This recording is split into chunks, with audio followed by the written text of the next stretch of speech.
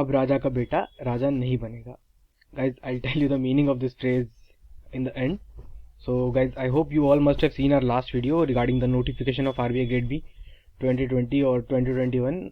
It really doesn't matter. The year doesn't matter. The notification will eventually come. It may not come this month, February, March. It will eventually come. RBI will release the notification. Last year it was not released due to the pandemic or COVID, but this year RBI will release the notification. So guys, I think we should not get ourselves distracted anymore and start the preparation, start our journey for the phase 2.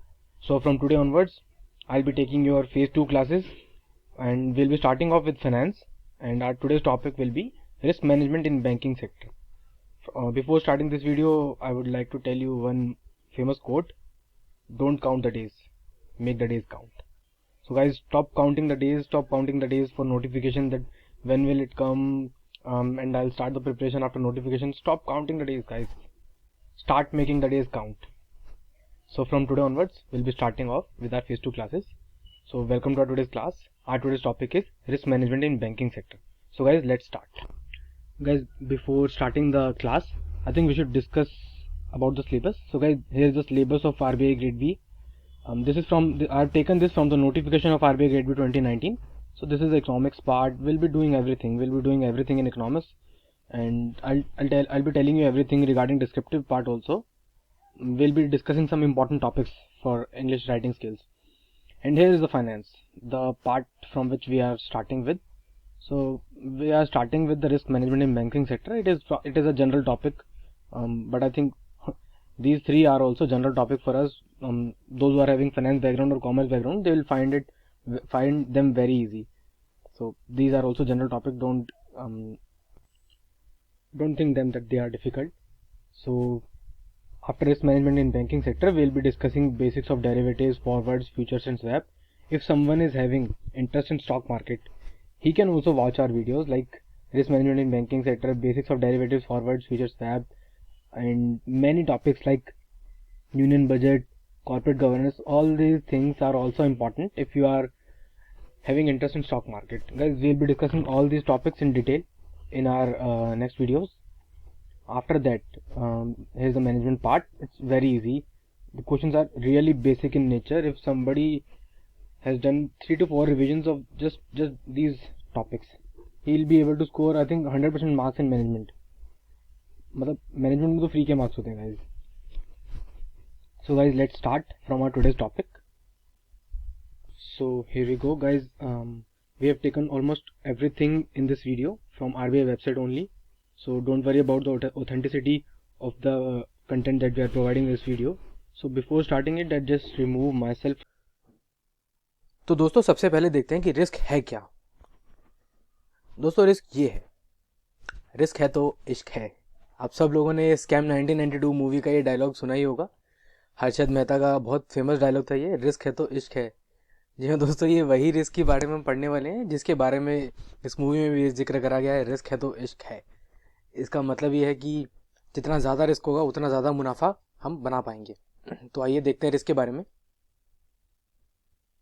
दोस्तों हर्षद मेहता ने भी banking sector के उन्हीं loop holes का इस्तेमाल करा था जिसके बारे में बाद में गाइडलाइंस आई, बासल गाइडलाइंस आई, आरबीआई की बहुत सारी गाइडलाइंस आई, मतलब ये सब आया. इसी वजह से अब हम पढ़ने वाले हैं रिस्क के बारे में. आइए देखते हैं दोस्तों, रिस्क है क्या चीज़. It takes on many forms but is broadly categorised as a chance where in an outcome or an investment's actual return will differ from the expected outcome or return. दोस्तों इसका मतलब क्या है? इसका मतलब ये है कि मतलब इसकी बहुत सारी फॉर्म्स है, रिस्क की बहुत सारी फॉर्म्स है, लेकिन एक सिंपल वे में अगर हम पढ़ना चाहें तो broadly categorise as a chance where in an outcome और इन्वेस्टमेंट्स एक्चुअल रिटर्न. जो भी हम आउटकम एक्सपेक्ट करते हैं कि हम ये करेंगे तो उसके बाद ये रिजल्ट आएगा वो, या फिर किसी इन्वेस्टमेंट का एक्चुअल रिटर्न जो हम एक्सपेक्ट करते हैं will differ from the expected outcome or return. दोस्तों जैसे हम लोगों ने शेयर मार्केट में कुछ पैसा इन्वेस्ट करा, हमें लग रहा था वो 50% बढ़ेगा, 100% बढ़ेगा, लेकिन वो तो येस बैंक की तरह दोस्तों 400 से 4 रुपये पे आ गया. तो ये रिस्क है दोस्तों. हमने जो आउटकम एक्सपेक्ट करा था, हमने जो इन्वेस्टमेंट पे एक्चुअल रिटर्न एक्सपेक्ट करा था, वो हमें नहीं मिलता या ना मिले, वो एक रिस्क है. It includes the possibility of losing some और ऑल द ओरिजिनल इन्वेस्टमेंट. जी हाँ दोस्तों, जैसे येस बैंक का शेयर 400 रुपये से 4 रुपये तक चला गया था उसी तरीके से रिस्क की डेफिनेशन में भी लिखा है, रिस्क का मतलब है ये it includes the possibility of losing some और all of the original investment.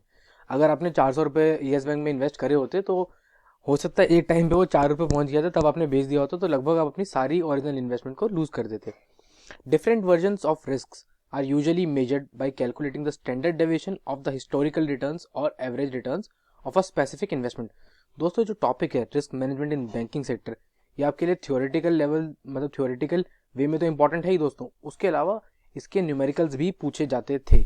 Last 2 year से न्यूमेरिकल्स नहीं पूछे गए दोस्तों, लेकिन इससे पहले न्यूमेरिकल्स पूछे जा रहे थे।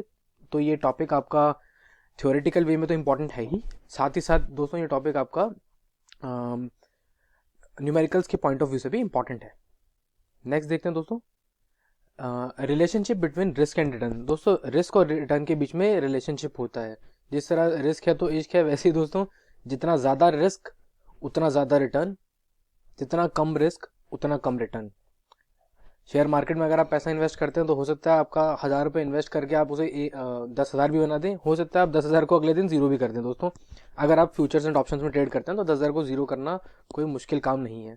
उसी तरीके से इसके बारे में पढ़ते हैं, as risk is directly proportional to the return, the more a bank take risk, the more risk a bank takes it can expect to make the more money.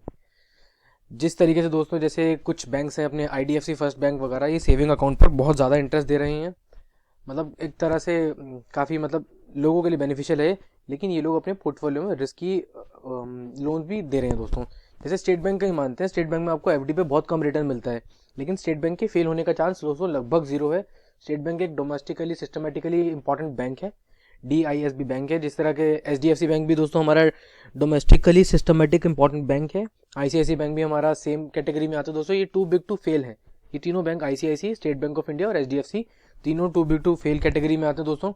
यहाँ पे आप पैसा इन्वेस्ट करेंगे, पैसे आप FD करेंगे, सेविंग अकाउंट में डालेंगे तो बहुत कम रिस्क है दोस्तों, सॉरी बहुत कम रिटर्न है तो बहुत कम रिस्क भी है दोस्तों। आपका सेविंग अकाउंट पे FD पे रिटर्न कम मिलेगा, इंटरेस्ट रेट कम मिलेगा, लेकिन आपका पैसा डूबने का रिस्क भी कम है।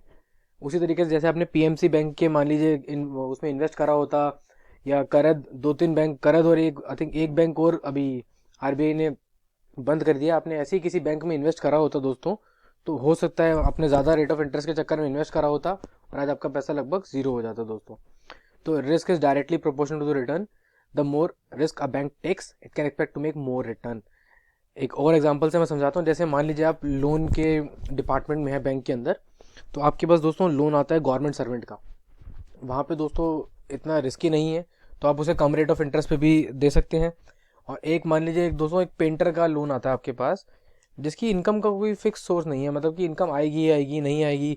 मान लीजिए उसने 4 करोड़ का लोन लिया लोन के लिए अप्लाई करा और आप लोगों ने उसे लोन दे दिया, तो दोस्तों रिस्क बहुत है, लेकिन उसने लोन भी दोस्तों बड़े अमाउंट का लिया। गवर्नमेंट सर्विसेज में जो लोग हैं वो लोग लोन भी इतने बड़े अमाउंट का नहीं लेंगे, वो लोग लोन लेंगे 30-40 लाख रुपए, 50 लाख रुपए, 1 करोड़ तक। तो वहाँ पे आपको मतलब कम पैसा ही आप लोन दे पाओगे और आप उस पर इंटरेस्ट भी कम ही मतलब आपको पे करेंगे वो लोग, क्योंकि कंपटीशन बहुत है दोस्तों। उसी तरीके से मान लीजिए एक पेंटर आपके पास आता है, 4-5 करोड़ का उसने लोन ले लिया, तो दोस्तों रिस्क है, लेकिन मान लीजिए उसने पेंटिंग बेच दी और वो आपका पैसा 3-4 साल में चुका दे। मतलब इस एग्जाम्पल को जैसे आप बैंकिंग सेक्टर में जाएंगे तो आप इजीली समझ पाएंगे।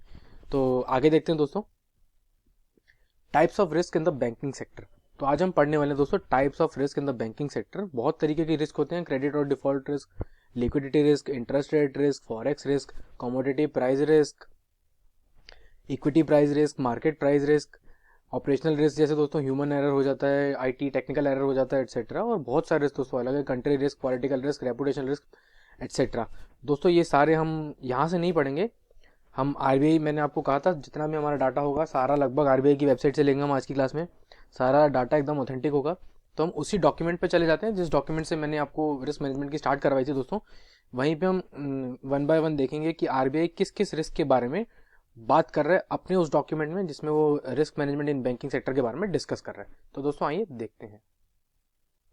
तो दोस्तों ये है हमारी risk management systems in bank की फाइल, जो हम लोगों ने डायरेक्टली RBI की वेबसाइट से ली है। तो आइए दोस्तों देखते हैं इसमें। सबसे पहला रिस्क दोस्तों हम जो पढ़ेंगे वो है क्रेडिट रिस्क। दोस्तों क्रेडिट रिस्क है क्या? जैसे कि आप सब लोगों को पता ही होगा दोस्तों, बैंक्स का सबसे बड़ा बिजनेस आता है लोन्स से। बैंक्स लोन बांटता है दोस्तों, तो लोन देने के बाद ही उसको एनपीए का रिस्क रहता है, वगैरह वगैरह बहुत सारे रिस्क रहते हैं दोस्तों। मतलब मेन चीज़ है क्रेडिट रिस्क। जो बैंक लोन देता है उसको क्रेडिट का रिस्क रहता है। क्रेडिट का रिस्क कैसे रहता है दोस्तों? जैसे बोरोवर ने या काउंटर पार्टी ने लोन लिया, बट उसने टर्म्स एंड कंडीशंस को मीट नहीं करा, उसने लोन की इंस्टॉलमेंट नहीं दी, प्रिंसिपल नहीं दिया, या कुछ भी करा जिससे लोन मान लीजिए एनपी हो गया, तो दोस्तों ये क्या होगा? Credit risk. दोस्तों क्रेडिट रिस्क के दो पार्ट है, एक तो काउंटर पार्टी रिस्क और country risk. Counter party risk दोस्तों है जब सेकंड पार्टी जिसे बैंक ने लोन दिया हो, दोस्तों जैसे आप बैंक है और मैं कस्टमर हूँ, अगर आपने मेरे को लोन दिए है और मैं किसी वजह से लोन नहीं चुका पा रहा या मैं अपनी मर्जी से लोन नहीं चुका पा रहा, तो दोस्तों ये है बैंक के लिए काउंटर पार्टी रिस्क। दोस्तों सेकंड रिस्क इसमें आता है कंट्री रिस्क। दोस्तों मान लीजिए मैं सीरिया से हूँ और आप इंडिया से हैं। मतलब इंडिया के किसी बैंक ने सीरिया के किसी बंदे को या फिर सीरिया में रहने वाले किसी व्यक्ति को या सीरिया की किसी कंपनी को लोन दिया दोस्तों, और अब उसके बाद हो गया वॉर। अब इंडिया और सीरिया में वॉर हो गया दोस्तों, एक हाइपोथेटिकल सिचुएशन है। तो इस केस में क्या होगा? इंडिया और सीरियन गवर्नमेंट के बीच में सारे जो ताल्लुकात होंगे दोस्तों वो ख़त्म हो जाएंगे और कस्टमर वहाँ का रिफ्यूज़ कर देगा इंडियन बैंक को पैसे चुकाने से। मतलब 99% यही होगा। और तो दोस्तों ये होता है हमारा कंट्री रिस्क। दोस्तों ये जो हमारा क्रेडिट रिस्क है ये बोथ इंटरनल और एक्सटर्नल फैक्टर्स पे डिपेंड करता है।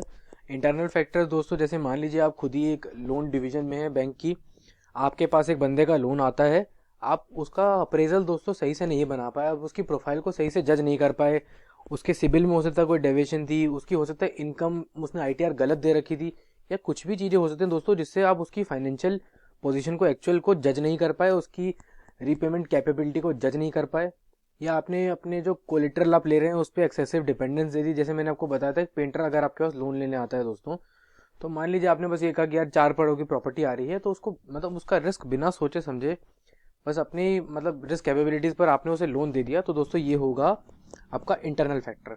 दोस्तों एक्सटर्नल फैक्टर जैसे कि state of economy, swings in commodity price, foreign exchange rates और इंटरेस्ट रेट एटसेट्रा।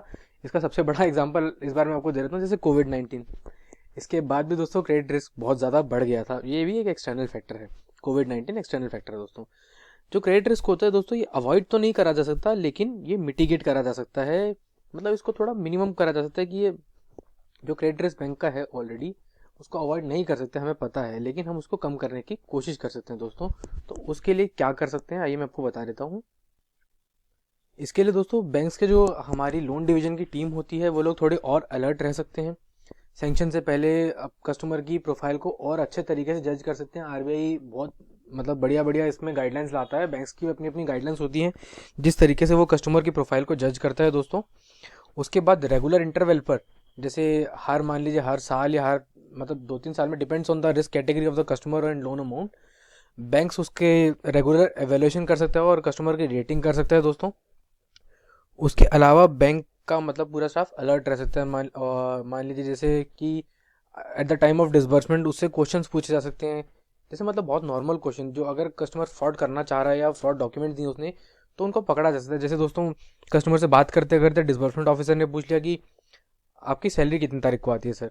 तो ऐसे बहुत सारे 4-5 अगर वो सवालों में फंसाएगा तो हो सकता है कस्टमर कहीं ना कहीं अगर वो फ्रॉड करने की कोशिश कर रहा है तो कोई गलत जवाब दे दे। तो दोस्तों ये था हमारा क्रेडिट रिस्क। आइए दोस्तों चलते हैं हमारे अगले रिस्क पे।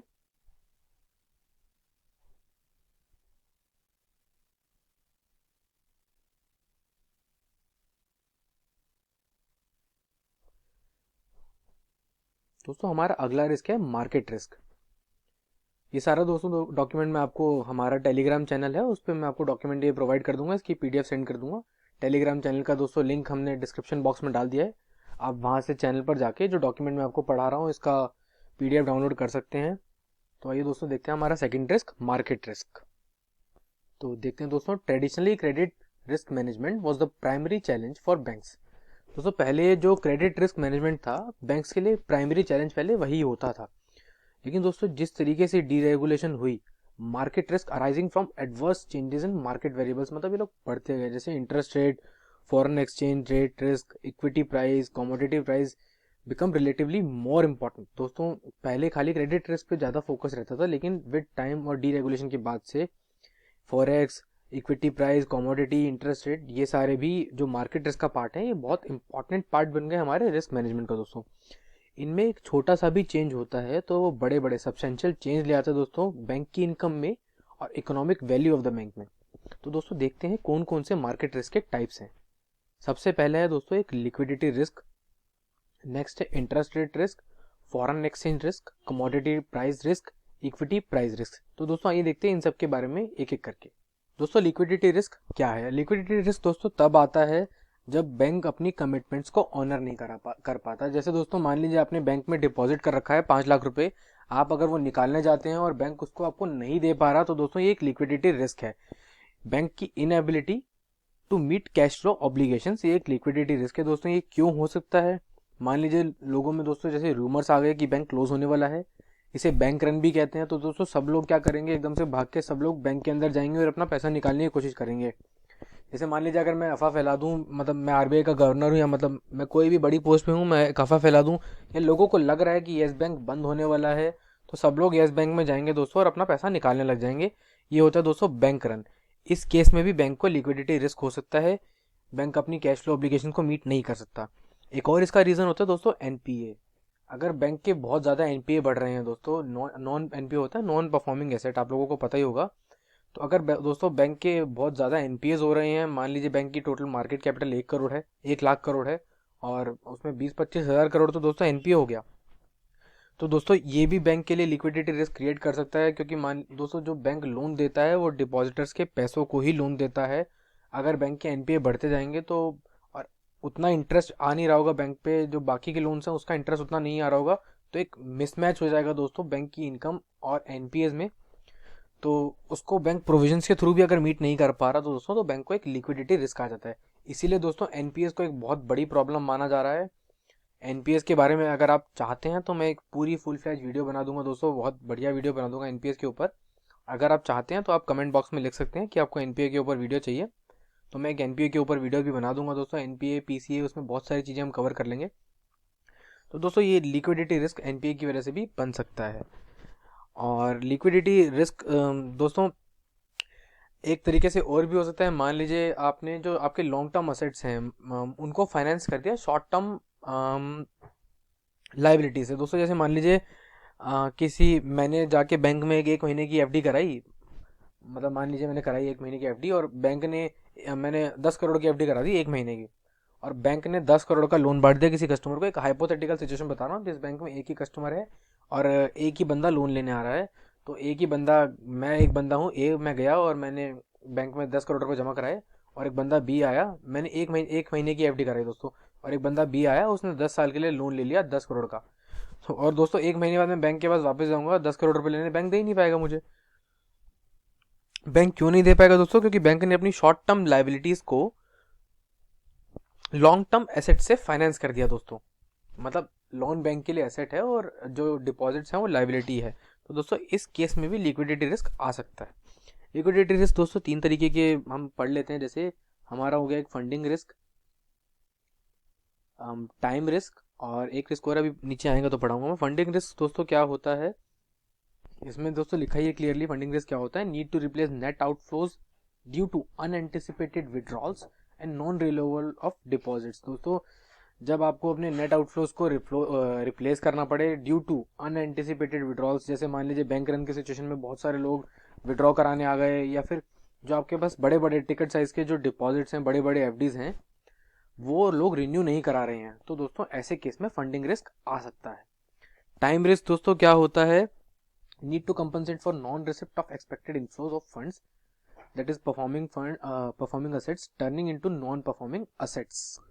दोस्तों जब आपके पास मान लीजिए जो आपने एक्सपेक्टेड इनफ्लो करा था, आप लोगों ने सोचा था ये इनफ्लो आएगा, आप लोगों ने एक लोन दिया था, आपको पता था उस पर इनफ्लो आएगा, लेकिन जब वो नहीं आता है उसकी आपको कंपनसेट करना पड़ता है दोस्तों। जब वो लोन आपका एनपी हो जाता है तो आपको उसको कंपनसेट करना पड़ता है अपनी, उसको कहते हैं हम टाइम रिस्क दोस्तों। नेक्स्ट हम देखते हैं call risk, due to crystallisation of contingent liabilities and unable to undertake profitable business opportunities when desirable. इस लाइन में दोस्तों काफ़ी भारी भरकम वर्ड लिखे हैं, तो मैं आपको इनका मतलब समझा देता हूँ पहले, आप तब इजीली समझ जाएंगे। ड्यू टू क्रिस्टलाइजेशन मीन्स जैसे आपको प्रोविजंस क्रिएट करने होते हैं दोस्तों, तो ड्यू टू लाइक क्रिस्टलाइजेशन को आप पढ़िए, due to creation of provisions of contingent liabilities. Contingent liabilities दोस्तों वो होती हैं जो मे और मे नॉट अराइज, मतलब ऐसी लाइबिलिटीज जो आ भी सकती हैं और नहीं भी आ सकती। जैसे लोन एनपीए हो भी सकता है दोस्तों, नहीं भी हो सकता, तो ये होती हैं कंटिंजेंट लाइबिलिटीज। तो दोस्तों हम लोन्स के लिए एक प्रोविजन बनाते हैं उनको, अगर मान लीजिए लोन एनपीए होता है तो उसके लिए हम प्रोविजन बनाते हैं, नहीं भी होता तो भी हम प्रोविजन बनाते हैं। तो ये है due to creation of provisions of contingent liabilities, यानी जो लाइबिलिटीज वो आ सकती है, नहीं आ सकती, and unable to undertake profitable business opportunities when desirable. तो दोस्तों ये होता है हमारा कॉल रिस्क। दोस्तों नेक्स्ट देखते हैं, नेक्स्ट है हमारा interest rate risk. Interest rate risk दोस्तों क्या होता है? दोस्तों इसका मतलब होता है, हम जैसे समझ लीजिए वो इंटरेस्ट रेट आपको पता है दोस्तों, हाँ, कितने ज़्यादा ऊपर नीचे होते रहते हैं। आरबीआई की आप लोग मॉनेटरी पॉलिसी भी देखते हैं दोस्तों, उसी तरीके से एक चांस होता है कि जो आपकी इन्वेस्टमेंट्स हैं, जैसे आपने डिवेंचर्स में, बॉन्ड्स में, या फिर और जो इंटरेस्ट रेट के आपके जो इंस्ट्रूमेंट्स होते हैं वो सफ़र कर सकती हैं due to interest rate risk. तो due to interest rate risk नहीं दोस्तों, due to unexpected interest rate changes. दोबारा सुनिए दोस्तों, एक ऐसा चांस आप सिचुएशन समझ लीजिए, एक चांस समझ लीजिए जब आपकी इन्वेस्टमेंट्स जो हैं, आपकी बॉन्ड्स में इन्वेस्टमेंट्स हैं, आपकी इक्विटी में इन्वेस्टमेंट्स हैं, इक्विटी नहीं सॉरी दोस्तों, डिबेंचर्स में इन्वेस्टमेंट्स हैं, या और कोई भी इंस्ट्रूमेंट जो इंटरेस्ट रेट से ड्रिवन है, जो इंटरेस्ट रेट से मतलब चलता है आपका, वो सफ़र कर सकता है due to unexpected interest rate change. तो दोस्तों ये होता है आपका इंटरेस्ट रेट रिस्क। तो दोस्तों इसके इंटरेस्ट रेट रिस्क के भी काफ़ी टाइप्स हैं, जैसे कि गैप और mismatch risk, basic risk, embedded option risk. तो आइए इनको भी एक एक करके देख लेते हैं दोस्तों। गैप और मिसमैच रिस्क क्या होता है दोस्तों? अ गैप और mismatch risk arises from holding assets and liabilities and off balance sheet items with different principals amount. जब प्रिंसिपल अमाउंट इनका डिफरेंट होता है, जो असेट्स होते हैं उनकी मैच्योरिटी डेट्स और रिप्लेसिंग डेट्स भी दोस्तों डिफरेंट होती हैं, thereby creating exposure to unexpected changes in the level of market interest rate. ये तो आई थिंक अपने आप लोग समझ ही गए होंगे। तो ये तभी अराइज होता है दोस्तों जब आपकी जो मैच्योरिटी डेट्स होती हैं वो डिफरेंट होती हैं, अपने फाइनेंस, आपकी लाइबिलिटीज़ की जो मैच्योरिटी डेट है वो अलग है और आपकी असेट्स की मैच्योरिटी डेट अलग है, या फिर रीप्राइसिंग डेट्स, मान लीजिए आपका असेट आज जो आपने दे रखा है उसका इंटरेस्ट रेट आज कम हो गया, लेकिन लोन का बाद में सॉरी डिपॉजिट्स का बाद में हुआ, मतलब समझ लीजिए रीप्राइसिंग की डेट सब, कुछ इंस्ट्रूमेंट्स पे इंटरेस्ट रेट आपने चेंज कर दिया, कुछ पे बाद में होगा with effect from other date, या फिर अलग अलग अमाउंट्स, प्रिंसिपल अमाउंट वगैरह। तो दोस्तों ये होता है गैप और mismatch risk of interest rate risk. दोस्तों नेक्स्ट है हमारा बेसिस रिस्क। ये तो मतलब आपको बिल्कुल इजीली बता देते हैं, ये वो रिस्क है जो आता है विद द फैक्ट कि इंटरेस्ट रेट जो है असेट्स और लाइबिलिटीज़ का, दे में चेंज इन डिफरेंट मैग्नीट्यूड। मतलब मान लीजिए जैसे कि लोन का रेट कम हो रहा है और सेविंग्स का रेट दोस्तों अभी भी उतना ही है। जैसे मान लीजिए सेविंग अकाउंट पे एक मिनिमम एसबीआई 3% अगर आपको दे रहा है, दे ही रहा है, लेकिन लोन का इंटरेस्ट पहले एसबीआई ने आपको 10% दे रखा था और अब आपको लोन का इंटरेस्ट रेट बस 7% चुकाना पड़ रहा है। तो दोस्तों बैंक के लिए रिस्क है। डिफरेंट प्रोपोर्शन में जब असेट और लाइबिलिटी का रेट जब चेंज होता है तो बैंक के लिए रिस्क होता है, क्योंकि बैंक की जो 3% इनकम कम हो गई दोस्तों, 10 से 7% पे आ गया आपका लोन, बैंक आपको तो फायदा है लेकिन बैंक की इनकम कम होगी दोस्तों, और सेविंग अकाउंट का इंटरेस्ट रेट उतना ही है, बैंक को जो पहले देना था वो देना उतना ही है, तो जो 3% नेट इंटरेस्ट मार्जिन कम हुआ, तो इसको आप बेसिक रिस्क समझ सकते हैं। दोस्तों देखते हैं इसमें अगला है एम्बेडेड ऑप्शन रिस्क। ये पीडीएफ थोड़ी ऊपर चली गई है दोस्तों, ये हम देख रहे हैं एम्बेडेड ऑप्शन रिस्क, ये वाला पॉइंट। अब इसको नीचे आके देखते हैं दोस्तों, ये क्या होता है दोस्तों? Significant changes in the market interest rate create another source of risk to the bank. जो सिग्निफिकेंट चेंजेस होते हैं दोस्तों मार्केट इंटरेस्ट रेट में, ये एक रिस्क और बैंक्स के लिए क्रिएट कर लेते हैं, बैंक्स की प्रॉफिटेबिलिटी के लिए, बाय इंकरेजिंग प्रीपेमेंट ऑफ, ये समझ लीजिए जैसे मान लीजिए आपने लोन ले रखा है और लोन का रेट ऑफ इंटरेस्ट दोस्तों कम होता जा रहा है, तो आप जल्दी चुका देंगे उसको, प्रीपेमेंट कर देंगे। या मान लीजिए आपने एक एफडी कराई थी, आपने एफडी कराई थी पहले 6% पे, और अब जो नया रेट चल रहा है वो दोस्तों 10% का है, तो आप क्या करेंगे, पुरानी वाली एफडी विड्रॉ कर लेंगे, क्योंकि आपको तो मतलब फ़ायदा हो नहीं रहा, या फिर आप किसी म्यूचुअल फंड में इन्वेस्ट कर देंगे उसे। तो दोस्तों ये होता है एम्बेडेड ऑप्शन रिस्क जो बैंक को फेस करना पड़ता है। दोस्तों नेक्स्ट देखते हैं यील्ड कर्व रिस्क। तो यहाँ से पढ़ते हैं, in case the banks use to different instruments maturing at different time horizons. जब बैंक्स दो डिफरेंट इंस्ट्रूमेंट्स को यूज़ करता है जो मैच्योर होने वाले होते हैं डिफरेंट टाइम हॉरिजन पे, for pricing their assets, for अपने असेट्स को प्राइस करने के लिए, अपने जैसे लोन्स को प्राइस करने के लिए, लोन्स का इंटरेस्ट रेट प्राइस करने के लिए, एंड लाइबिलिटीज़ अपनी एफडीज़ को या फिर अपने जो भी सेविंग्स प्रोडक्ट है उनको प्राइस करने के लिए, any non parallel movement in yield curves. जैसे मान लीजिए दोस्तों, दो इंस्ट्रूमेंट्स को यूज़ करा गया था, एक का तो रेट ऑफ इंटरेस्ट ज़्यादा बढ़ गया, एक का थोड़ा कम बढ़ा, और आपने क्या करा था, उन दोनों इंस्ट्रूमेंट्स को यूज़ करके एक ही असेट को प्राइस करा था दोस्तों, तो उस केस में हो सकता है different non parallel movement in yield curves में दोस्तों हो सकता है हमारी नेट इंटरेस्ट इनकम पे इफेक्ट पड़े। दोस्तों हमने पहले दो इंस्ट्रूमेंट्स देखे थे, एक का इंटरेस्ट रेट 10% था और दूसरे का 12 था, तो हमने जो अपना असेट था उसको 11% पे प्राइस कर दिया एवरेज करके। अब क्या हुआ, एक का तो इंटरेस्ट रेट ज़्यादा बढ़ गया, या मतलब ज़्यादा बढ़ गया, दूसरे का कम ज़्यादा बढ़ा, तो दोस्तों तो नेट इंटरेस्ट इनकम तो चलो हमारी प्रॉफिट में रही, कोई दिक्कत नहीं। लेकिन अगर मान लो तो एक का कम हो गया बहुत ज़्यादा और एक का उतना ही रहा, तो दोस्तों हमारी नेट इंटरेस्ट इनकम पे इफेक्ट पड़ सकता है काफ़ी ज़्यादा। तो दोस्तों ये होता है यील्ड कर्व रिस्क। दोस्तों अगर कोई भी आपको टॉपिक पर्टिकुलर या फिर पर्टिकुलर कोई भी जैसे यील्ड कर्व रिस्क समझ नहीं आया, या कोई भी रिस्क कैटेगरी समझ नहीं आई, या कोई भी लाइन भी समझ नहीं आई दोस्तों, तो आप कमेंट कर सकते हैं या हमारे चैनल पे लिख सकते हैं, हम आपको उसके बारे में मतलब ज़्यादा लोगों का डाउट हो तो एक नई वीडियो में भी उसको डिस्क्राइब कर देंगे हम अच्छे से, बढ़िया बढ़िया एग्जांपल लेके उनको हम समझा देंगे, या फिर कमेंट्स में ही या फिर टेलीग्राम चैनल पर हम अच्छे से समझाने की कोशिश करेंगे। दोस्तों नेक्स्ट रिस्क है हमारा प्राइस रिस्क। तो दोस्तों प्राइस रिस्क कब आता है? Price risk occurs when an assets are sold before their stated maturity. दोस्तों जब भी कोई एसेट सेल कर दिया जाता है बिफोर उसकी स्टेटेड मैच्योरिटी, तो प्राइस रिस्क आ सकता है। In the financial market bonds prices and yields are inversely related. दोस्तों आपको पता ही होगा, जो बॉन्ड के प्राइसेस होते हैं और यील्ड है ये इन्वर्सली रिलेटेड होती है फाइनेंशियल मार्केट में। नहीं पता है तो दोस्तों इसको याद कर लीजिए, बहुत मतलब आपके काम आएगी चीज़, कि फाइनेंशियल मार्केट में बॉन्ड का प्राइस और जो उसकी और जो यील्ड्स होती हैं वो इन्वर्सली रिलेटेड होती हैं। मतलब अगर यील्ड बढ़ेगा तो बॉन्ड का प्राइस कम होएगा, और बॉन्ड का प्राइस बढ़ेगा तो ये समझ लीजिए यील्ड कम हो रही है। The price risk is closely associated with the trading book which is created for making profit out of short term movements in interest rate. तो सर ट्रेडिंग बुक होती है, वो क्रिएट करी जाती है प्रॉफिट्स बनाने के लिए, शॉर्ट टर्म मूवमेंट्स इन इंटरेस्ट रेट्स को कैप्चर करा जाता है। दोस्तों इसको स्कैल्पिंग के तौर पर आप समझ सकते हैं, अगर आप स्टॉक मार्केट के बारे में नॉलेज रखते हैं। स्कैल्पिंग एक टर्म होती है, उससे आप इस चीज़ को रिलेट कर सकते हैं। Banks which have an active trading book should therefore formulate policies to limit the portfolio size, holding period, duration, stop loss limits, MTM marking to market, ये MTM होता है दोस्तों, प्रॉफिट को कहते हैं। मतलब स्टॉक मार्केट से रिलेटेड बहुत बढ़िया टर्म्स हैं ये, अगर आप जानकारी रखते हैं तो। नेक्स्ट देखते हैं दोस्तों री इन्वेस्टमेंट रिस्क।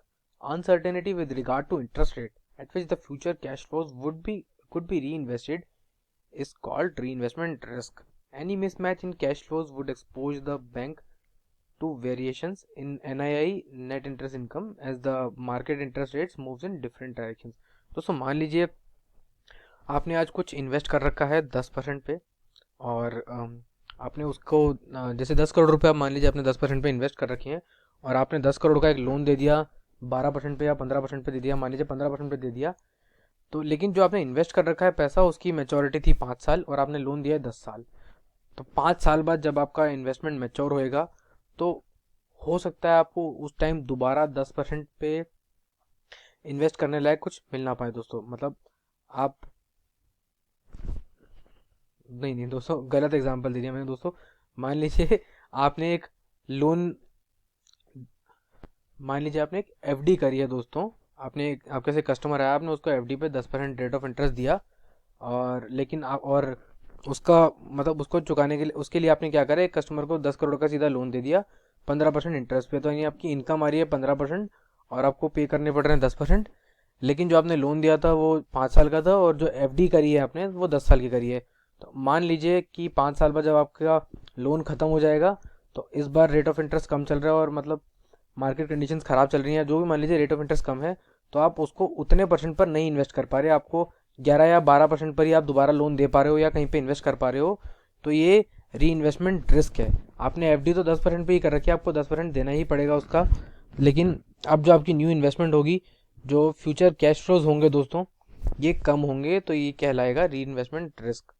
दोबारा समझ लीजिए आपने एक लोन दिया है 15% पे 5 साल के लिए, एक FD करी है सेम अमाउंट की 10 साल के लिए 10% पे, आपको 10% पे करना है और 15% मिल रहा है। लेकिन 5 साल बाद जब आपका लोन मैच्योर होगा, उसके बाद आपको दोबारा इन्वेस्ट करना होगा उसे, लेकिन इस टाइम इन्वेस्ट करते हुए आपको इतना अच्छा रेट नहीं मिल पा रहा है, आपको रेट कम मिल पा रहा है।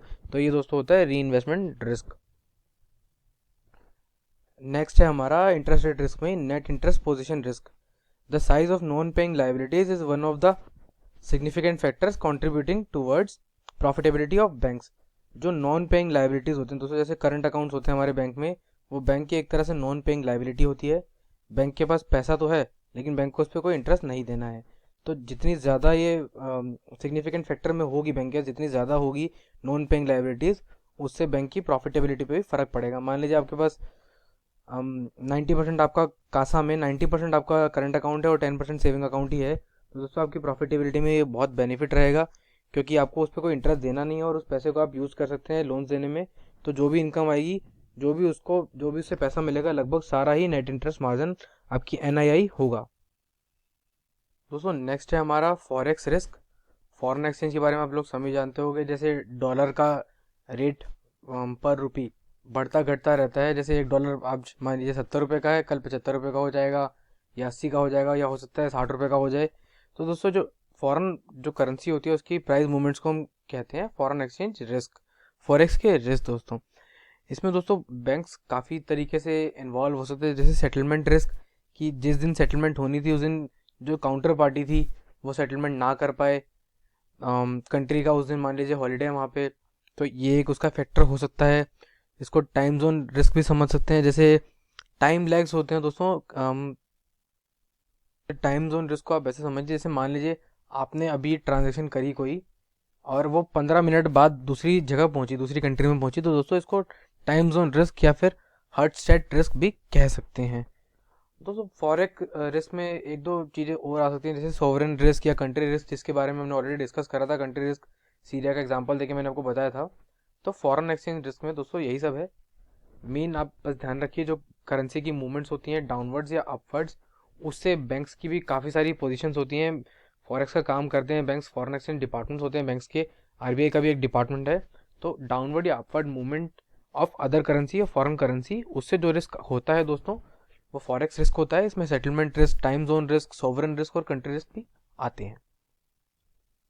इसको दोस्तों मिटिगेट कैसे कर सकते हैं? तो दोस्तों इसको मिटिगेट करने के लिए ये होता है, जो बैंक की ओपन पोजीशंस होती हैं, हम ओपन पोजीशंस दोस्तों जैसे स्पॉट्स होते हैं, फॉरवर्ड्स होते हैं, इनके बारे में हम फाइनेंशियल मार्केट में एक वीडियो बनाऊंगा, उसमें पढ़ा दूंगा आप लोगों को। तो उसकी अप्रोप्रिएट लिमिट्स होनी चाहिए दोस्तों, उसके अंदर कोई गैप नहीं हो, मतलब क्लियर कट आपके जो क्लियर कट और वेल डिफाइंड दोस्तों रिस्पॉन्सिबिलिटी होनी चाहिए। उसकी डिवीजन आपकी क्लियर कट होनी चाहिए, फ्रंट मिडिल और बैक ऑफिस हर जगह। मतलब आपका जो फ्रंट ऑफिस है, मिडिल ऑफिस है, बैक ऑफिस है, हर जगह उनकी क्लियरली आप उनकी रिस्पॉन्सिबिलिटीज़ वगैरह डिवाइड हों। तो इन सब चीज़ों से दोस्तों, और उनकी रिस्पॉन्सिबिलिटी डिवाइड होने के साथ साथ उनको पता हो उन्हें क्या करना है, बिल्कुल एकदम अच्छे तरीके से पता हो, तो इस तरीके से आप फॉरेन एक्सचेंज रिस्क को मिटिगेट कर सकते हैं। दोस्तों देखते हैं हमारा नेक्स्ट रिस्क कौन सा है। नेक्स्ट है दोस्तों हमारा ऑपरेशनल रिस्क। ये रिस्क के बारे में दोस्तों हम पढ़ रहे हैं। सबसे इजी रिस्क मतलब जो समझने में आएगा आप लोगों को, ये ऑपरेशनल रिस्क ही है दोस्तों। ऑपरेशनल रिस्क वो रिस्क है, जैसे मान लीजिए जो किसी पर्टिकुलर पर्सन की गलती से या पर्टिकुलर सिस्टम की गलती से जो रिस्क अराइज होते हैं दोस्तों वाइल डूइंग योर ऑपरेशंस, मतलब काम करते समय जो भी रिस्क से आप एक्सपोज होते हैं। जैसे मान लीजिए आप काम कर रहे हैं, करते करते सिस्टम बंद हो जाए, लाइट चली जाए, कोई हाई वैल्यू ट्रांजेक्शन कर रहे हैं और सिस्टम एकदम से बंद हो जाए, तो दोस्तों ये होगा आपका ऑपरेशनल रिस्क। इसमें काफ़ी लोग होते हैं, जैसे मान लीजिए किसी बंदे से गलती हो गई, उसने एक ज़ीरो एक्स्ट्रा लगा के टाइप कर दिया, या कोई प्रोसेस में आपकी गड़बड़ हो गई, या सिस्टम ही बंद हो गया दोस्तों, तो ये होगा आपका ऑपरेशनल रिस्क। इसके दोस्तों दो सब कंपोनेंट होते हैं, एक ट्रांजैक्शन रिस्क और एक कंप्लायंस रिस्क। दोस्तों ट्रांजैक्शन रिस्क वो रिस्क होता है, जैसे मान लीजिए रिस्क अराइजिंग फ्रॉम फ्रॉड, मतलब कोई भी ऐसा रिस्क जो किसी फ्रॉड से हो। ये इंटरनल भी हो सकता है दोस्तों, एक्सटर्नल भी हो सकता है। आप कोई ट्रांजैक्शन कर रहे थे, एक ज़ीरो एक्स्ट्रा लग गया या गलत बंदे को ट्रांजेक्ट कर दिया, ट्रांजैक्शन रिस्क एक्सटर्नल भी हो सकता है, सिस्टम का फेलियर जैसे। दोस्तों नेक्स्ट है हमारा कंप्लायंस रिस्क। आप लोग डेली सुनते होंगे कि RBI ने आज इस बैंक पे इतनी पेनल्टी लगाई, इस बैंक पे इतनी पेनल्टी लगाई। तो जब भी बैंक कोई कंप्लायंस होता है उसको फॉलो नहीं करता, तो RBI उन पर पेनल्टी लगाता है दोस्तों, तो ये होता है कंप्लायंस रिस्क, कंप्लायंस ना फॉलो करने का रिस्क। इससे दोस्तों बैंक की रेपुटेशन पे भी फ़र्क पड़ता है। जैसे मान लीजिए अब किसी बैंक पे आरबीआई ने 2 करोड़ का जुर्माना लगाया, तो लोगों की नज़र में उस बैंक की इमेज भी खराब होती है, बैंक की रेपुटेशन भी खराब होती है। दोस्तों इसमें और भी रिस्क होते हैं, जैसे स्ट्रेटेजिक रिस्क। मान लीजिए आपने कोई स्ट्रेटेजी बनाई थी कि हम इस स्ट्रेटेजी से अब हमारे बैंक का स्टाफ हम लोग काम करेंगे, हम लोग लोन देंगे। अगर वो फेल हो जाती है स्ट्रेटेजी, या फिर उसके एडवर्स रिएक्शन आते हैं, या इम्प्लीमेंट नहीं हो पाती है सही से, तो दोस्तों इसको कहा जाता है स्ट्रेटेजिक रिस्क। नेक्स्ट होता है हमारा रेपुटेशन रिस्क। जैसे अब नीरव मोदी ने कोई फ्रॉड करा तो उससे पंजाब नेशनल बैंक की रेपुटेशन पे जो फ़र्क पड़ा था दोस्तों, तो ये था रेपुटेशन रिस्क। एक सिस्टमेटिक रिस्क होता है, मान लीजिए आपका सिस्टम फेल हो गया, या आप लोगों ने जिस तरीके से सोचा था काम उस सिस्टम से नहीं हो पा रहा दोस्तों, तो ये सिस्टमेटिक रिस्क रहेगा। इसकी डेफिनेशन है जैसे risk inherent to the entire market or an entire market segment can not be eliminated by portfolio diversification. Next है दोस्तों हमारा sovereign risk. Risk that the foreign central bank will alter its foreign exchange regulations, thereby significantly reducing or completely nulling the value of foreign exchange contracts। मतलब foreign जो दूसरी country का central bank है उसकी policy से जो असर पड़ता है दोस्तों, उसको हम कहेंगे सॉवरेन रिस्क। दोस्तों पॉलिटिकल रिस्क हमेशा रहता ही है इकोनॉमी पे। जैसे गवर्नमेंट बदल रही है, अपनी अपनी गवर्नमेंट की अलग पॉलिसीज होती हैं, कुछ गवर्नमेंट्स एग्रेसिव रहती हैं, कुछ नॉर्मल चलती हैं। इस तरीके से पॉलिटिकल रिस्क के बारे में आप लोगों को पता ही होगा। नेक्स्ट होता है इकोनॉमिक रिस्क। जैसे कोविड आ गया तो उसके बाद इकोनॉमी की क्या हालत हुई, आप समझ ही सकते हैं। एक कंट्री रिस्क होता है दोस्तों, इसके बारे में आपको बताया था मैंने। जैसे कंट्री विद वॉर, अगर हम किसी कंट्री के साथ वॉर में चले जाते हैं तो ये हमारा कंट्री रिस्क होता है दोस्तों। दोस्तों कंट्री रिस्क में ये सारी चीज़ें वैसे आ जाएंगी, पॉलिटिकल, इकोनॉमिक, सॉवरेन, बहुत सारे जो रिस्क हैं कंट्री रिस्क में भी आप कंसिडर कर सकते हैं। लेकिन बेसिक जो मैंने कंट्री रिस्क का था आपको बता दिया है, और इन सब रिस्क की जो बेसिक बेसिक मीनिंग है ये सब मैंने आपको बता दी हैं। किसी भी टॉपिक में, किसी भी रिस्क में आपको अगर लग रहा है, कोई परेशानी लग रही है दोस्तों, तो आप कमेंट बॉक्स में कमेंट कर सकते हैं, या हमारा टेलीग्राम चैनल ज्वाइन करके वहाँ पे भी पूछ सकते हैं हमसे। अगर ज़्यादा लोगों को सेम क्वेरी आई तो हम उसके ऊपर भी एक वीडियो बना लेंगे, अलग अलग एग्जाम्पल से वीडियो बना लेंगे। दोस्तों ये जो आज की वीडियो हमने बनाई है ये बिल्कुल बेसिक आरबीआई के डॉक्यूमेंट को फॉलो करके बनाई है। आप चाहते हैं तो इसमें हम और एग्जाम्पल इंक्लूड करके भी बना सकते हैं। आज की वीडियो बस बेसिक आप लोगों को समझाने के लिए थी रिस्क के बारे में जो बैंकिंग सेक्टर के हैं। ये वीडियो अभी ख़त्म नहीं हुई दोस्तों, इसका एक पार्ट हम और रिलीज़ करेंगे बहुत जल्द। मतलब जो banking risk management in banking sector है, इसके हमने 2 पार्ट में वीडियो प्लान करी थी। तो आज पहला पार्ट हो गया जिसमें हमने पढ़ा है कि रिस्क के बारे में पढ़ा है हमने कि रिस्क क्या होता है और कितनी तरीके के रिस्क बैंकिंग सेक्टर में होते हैं दोस्तों। सब रिस्क के बारे में आज हमने ब्रीफ में थोड़ा थोड़ा पढ़ लिया है।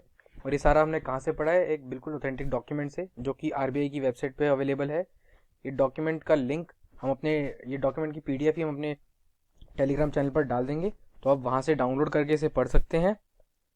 आज की वीडियो में दोस्तों बस इतना ही, मिलते हैं अगली वीडियो में, यहीं से कंटिन्यू करेंगे दोस्तों। इस टॉपिक की अभी एक वीडियो बनेगी, उसकी भी लेंथ इतनी रखेंगे दोस्तों, आधा पौना घंटा, ताकि आप लोगों को देखने में दिक्कत ना हो। तो थैंक यू दोस्तों, मिलते हैं हमारी अगली वीडियो में। from the video